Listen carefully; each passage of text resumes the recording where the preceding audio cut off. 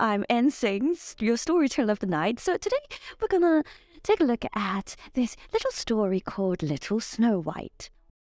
Once upon a time, in the middle of winter, when the flakes of snow were falling like feathers from the sky, a queen sat at a window sewing, and the frame of the window was made of black ebony. And whilst she was sewing and looking out of the window at the snow, she pricked her finger with a needle, and 3 drops of blood fell upon the snow. And the red looked pretty upon the white snow, and she thought to herself, would that I had a child as white as snow, as red as blood, and as black as the wood of the window frame. Soon after that she had a little daughter, who was as white as snow, and as red as blood, and her hair was as black as ebony. She was therefore called Little Snow White. And when the child was born, the queen died. After a year had passed, the king took to himself another wife. She was a beautiful woman, but proud and haughty, and she could not bear that anyone else should surpass her in beauty. She had a wonderful looking-glass, and when she stood in front of it and looked at herself in it, and said, looking-glass on the wall, who in this land is the fairest of all? And the looking-glass answered, Thou, O Queen, art the fairest of all. Then she was satisfied, for she knew that the looking-glass spoke the truth. But little Snow White was growing up, and grew more and more beautiful. When she was 7 years old, she was as beautiful as the day, and more beautiful than the queen herself. And once when the queen asked her looking-glass on the wall, who in this land is the fairest of all? It answered, Thou art fairer than all who are here, Lady Queen, but more beautiful still is Snow White, I ween. Then the queen was shocked, and turned yellow and green with envy. From that hour, whenever she looked at little Snow White, her heart heaved in her breast. She hated the maiden so much. And envy and pride grew higher and higher in her heart like a weed, so she had no peace day or night. She called a huntsman and said, Take the child away into the forest. I will no longer have her in my sight. Kill her. The huntsman obeyed and took her away. But when he had drawn his knife and was about to pierce little Snow White's innocent heart, she began to weep and said, Ah, dear huntsman, leave me my knife. I will run away into the wild forest and never come home again. And as she was so beautiful, the huntsman had pity on her and said, Run away then, you poor child. The wild beasts will soon have devoured you, thought he. And yet it seemed as if a stone has rolled from his heart, since it was no longer needful for him to kill her. But now the poor child was all alone in the great forest, and so terrified that she looked at every leaf of every tree, and did not know what to do. Then she began to run, and ran over sharp stones and through thorns, and the wild beasts ran past, but did her no harm. She ran as long as her feet would go, until it was almost evening. Then she saw a little cottage and went into it to rest herself. Everything in the cottage was small, but neater and cleaner than can be told. And there was a table on which there was a white cover and 7 little plates, and on each plate a little spoon. Moreover, there were 7 little knives and forks, and 7 little mugs. Against the wall stood 7 little beds side by side, and covered with snow-white counterpane. Little Snow White was so hungry and thirsty that she ate some vegetables and bread from each plate and drank a drop of wine out of each mug, for she did not wish to take all from one only. Then, as she was so tired, she laid herself down on one of the little beds, but none of them suited her. One was too long, another too short, but at last she found that the 7th one was right, so she remained in it and said a prayer and went to sleep. When it was quite dark, the owners of the cottage came back. There were 7 dwarfs who dug and delved in the mountains for ore. They lit the 7 candles, as it was now light within the cottage, they saw that someone had been there, for everything was not in the same order in which they had left it. The first said, "Who has been sitting on my chair?" The second, "Who has been eating off my plate?" The third, "Who has been taking some of my bread?" The fourth, "Who has been eating my vegetables?" The fifth, "Who has been using my fork?" The sixth, "Who has been cutting with my knife?" The seventh, "Who has been drinking out of my mug?" The others came out and each called out, "Somebody has been lying in my bed too." But the seventh, when he looked at his bed, saw little Snow White, who was lying fast asleep therein. And he called the others, who came running up, and they cried out with astonishment, and brought their 7 little candles, and let the light fall on little Snow White. "Oh, what a lovely child!" and were so glad they did not wake her up, but let her sleep on in the bed. And the 7th dwarf slept with his companion, 1 hour with each, and so got through the night. The next morning little Snow White awoke, and was frightened when she saw the 7 dwarfs, but they were friendly and asked her what her name was. "My name is Little Snow White," she answered. "How have you come to our house?" Then she told them that the wicked queen had wished to have her killed, but that the huntsman had spared her life, and that she had run for the whole day until at last she had found their dwelling. "If you will take care of our house, cook, make the beds, wash, sew, and knit, and if you'll keep everything neat and clean, you may stay with us, and you shall want for nothing." "Yes," said little Snow White, "with all my heart." And she stayed with them. She kept the house in order for them. In the mornings they went to the mountains and looked for copper and gold, and in the evenings they came back, and their supper had to be ready. The maiden was alone the whole day, so the good dwarfs warned her and said, "Beware of the queen. She will soon know that you are here. Be sure to let no one come in." But the queen, believing that little Snow White was dead, could not but think that she herself was again the first and most beautiful of all. She went to her looking-glass and said, looking glass on the wall, who in this land is the fairest of all?" And the glass answered, "O queen, thou art fairest of all, I see. But over the hills where the 7 dwarfs dwell, little Snow White is alive and well, and none is so fair as she."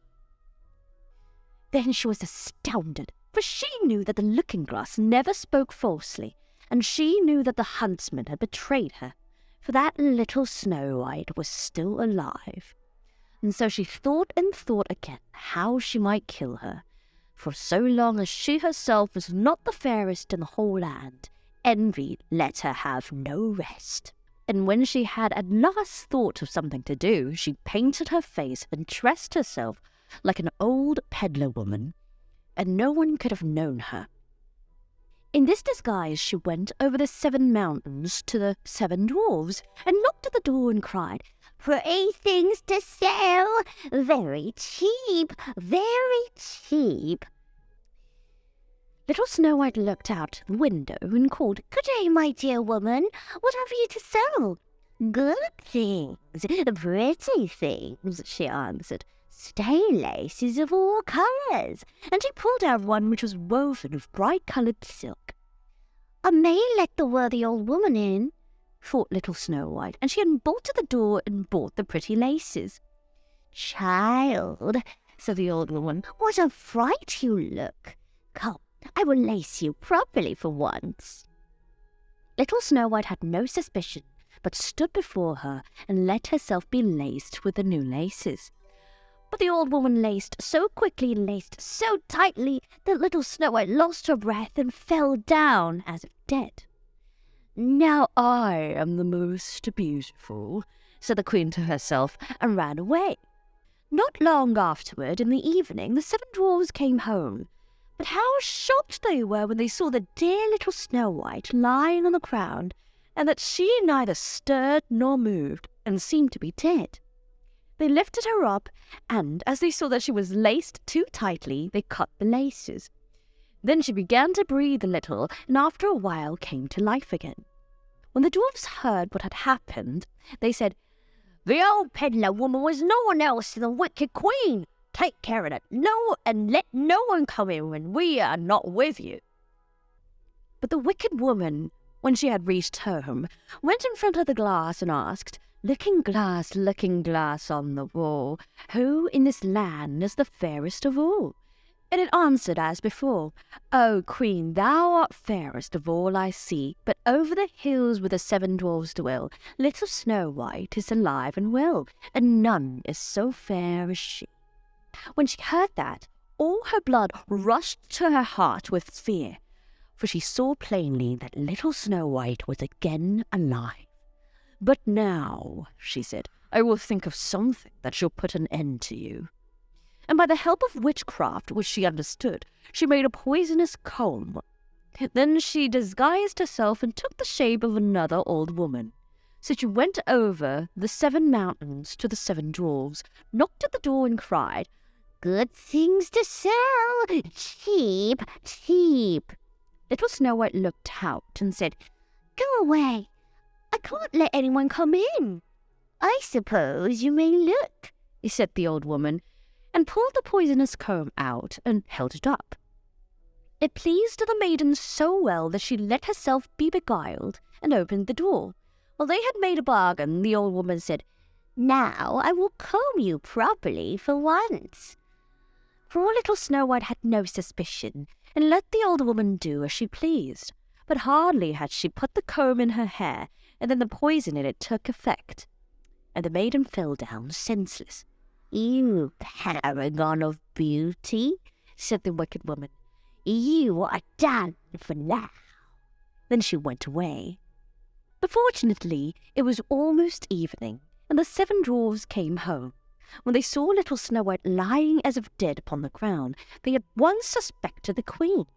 They looked and found the poisoned comb. Scarcely had they taken it out when little Snow White came to herself and told them what had happened. Then they warned her once more to be upon her guard and to open the door to no one. The wicked woman, when she had reached home, went in front of the glass and asked. Then it answered as before, "O Queen, thou art fairest of all I see, but over the hills where the 7 dwarfs dwell, little Snow White is alive and well, and none is so fair as she." When she heard the glass speak thus, she trembled and shook with rage. "Little Snow White shall die, even if it costs me my life."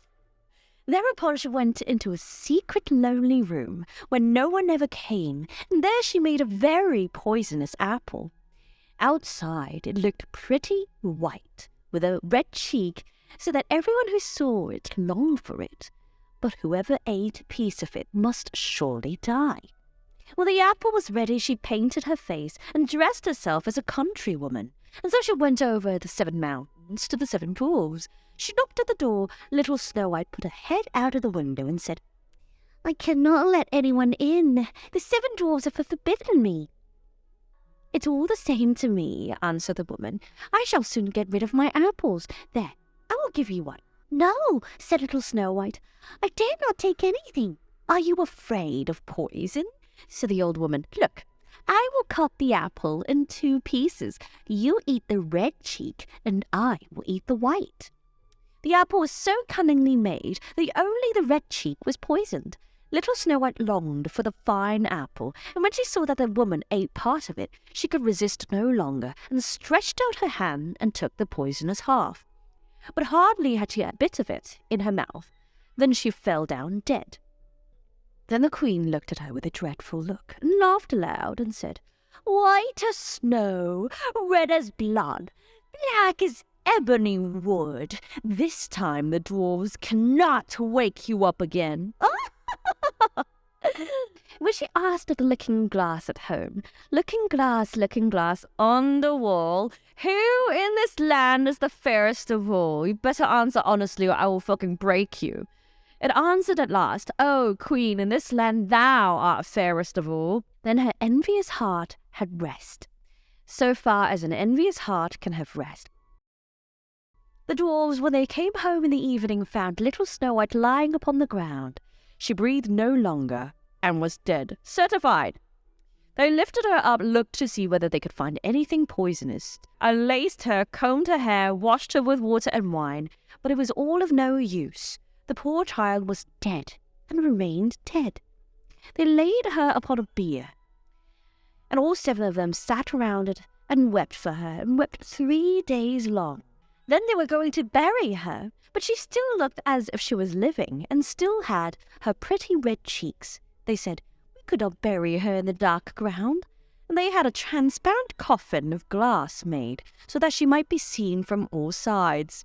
They laid her in it, and wrote her name upon it in golden letters, and that she was a king's daughter. Then they put the coffin out upon the mountain, and one of them always stayed by it to watch it. And birds came too, and wept for little Snow White, first an owl, then a raven, and last a dove. And then now little Snow White lay a long, long time in the coffin. She did not change, but looked as if she were asleep, for she was as white as snow, as red as blood, and her hair was as black as ebony. It happened, however, that a king's son came into the forest and went to the dwarf's house to spend the night. He saw the coffin on the mountain and the beautiful Snow White within it, and read what was written upon it in golden letters. Then he said to the dwarfs, "Let me have the coffin. I will give you whatever you want for it." But the dwarfs answered, "We will not part with it for all the gold in the world." Then he said, "Let me have it as a gift, for I cannot live without seeing little Snow White. I will honour and prize her as my dearest possession." As he spoke in this way, the good dwarfs took pity upon him and gave him the coffin. And now the king's son had it carried away by its servants on their shoulders, and it happened that they stumbled over a tree stump. They stumbled over a tree stump, and with a shock the poisonous piece of apple, which little Snow White had bitten off, came out of her throat. And before long she opened her eyes, lifted up the lid of the coffin, sat up, and was once more alive. "Oh, where am I?" she cried. The king's son, full of joy, said, "You are with me," and told her what had happened, and said, "I love you more than everything in the world. Come to me to my father's palace. You shall be my wife." But I'm 7 years old." "I'm 7 years old. Excuse me. Is there FBI in this world? I don't think I'm suitable for marriage yet. I need to ask my father. Got a lot of paperwork to do. Are you sure you want to marry me? Because, and little Snow White was willing, and went with him, and the wedding was held with great show and splendour. But the wicked queen was also bidden to the feast. When she had arrayed herself in beautiful clothes, she went before the looking-glass and said, looking glass on the wall, who in this land is the fairest of all?" The glass answered, "O queen, of all here's the fairest art thou. But the young queen is fairer by far, it's trow." Then the wicked woman uttered a curse, and was so wretched, so utterly wretched, that she knew not what to do. At first she would not go to the wedding at all, but she had no peace, and must go see the young queen. And when she went in, she knew little Snow White, and she stood still with rage and fear, and could not stir. But iron slippers had already been put upon the fire, and they were brought in with tongs and set before her. Then she was forced to put on the red-hot shoes and dance until she dropped down dead. Like mother, like daughter. It's a good ending. It's a shocking ending, and this is the one that you should tell your kids. Yeah. So this was the story of Snow White. I'm pretty sure the thing my grandmother read to me was a version called Grimm's Kindermärchen, and so basically the fairy tales are for children. Yeah. I think they're not supposed to be for children, but they watered it down so that kids could listen to it. But actually, I think that kids like this version more. I don't know. I think kids would like this version more. I think the kids would like to see murder, and then I think kids like to see people die. Yeah, so I think the kids would like this one more. I don't know. Bloodshed.